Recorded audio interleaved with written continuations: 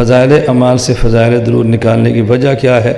فضائل اعمال سے فضائل درود کسی نے بھی نہیں نکالا، یہ چند دکانداروں نے نکالا ہے اور بعض لوگ جو گھبراتے ہیں انہوں نے نکالا ہے۔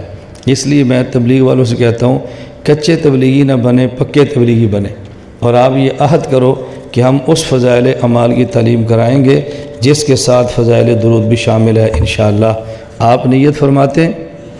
بولو، جن کا ارادہ وہ ہاتھ کھڑے کرو۔ سمجھ آ گئی؟ جب آپ جائیں نا کسی دکان پر اور فضائل اعمال خریدیں، دیکھیں اس کے ساتھ فضائل درود ہے یا نہیں۔ اگر ہے تو خریدیں، نہیں ہے تو نہیں بھئی ہم فضائل درود والا خریدیں گے۔ 10 بندے ایک دکان پہ چلے جائیں، آئندہ دکاندار وہی فضائل اعمال رکھے گا جس کے آخر میں فضائل درود لگا ہوا ہوگا۔ کیوں؟ دکاندار کو فضائل سے غرض نہیں ہے، اس کو بیچنے سے غرض ہے، بس جیسا گاہک ملتا ہے ویسی وہ کتاب رکھ لیتے ہیں۔ تو آپ اس کا اہتمام فرمائیں۔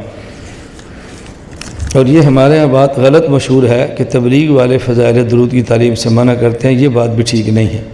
اور ایک بات، میرے تعجبات ہے نا، یہ تعجب بھی آپ نوٹ کریں، پتہ نہیں اس کو نوٹ بھی کرتا ہے کہ نہیں، میں کہتا ہوں یہ میں یہاں نہیں، میں باہر بھی ایک بات کہتا ہوں دنیا میں، مجھے ایک بات پر بہت تعجب ہے۔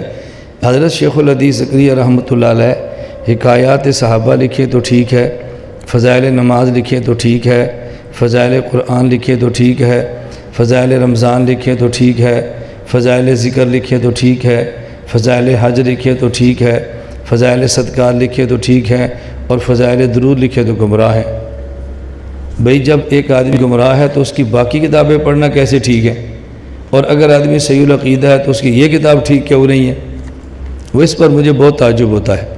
بھئی وہ آدمی جو حضرت کے عقیدے کا منکر ہے، وہ تبلیغی جماعت میں جاتا ہے، فضائل اعمال کی تعلیم کرتا ہے، اور جب فضائل درود آتی ہے تو کہتا ہے میں نہیں مانتا، یہ ٹھیک نہیں ہے، غلط ہے۔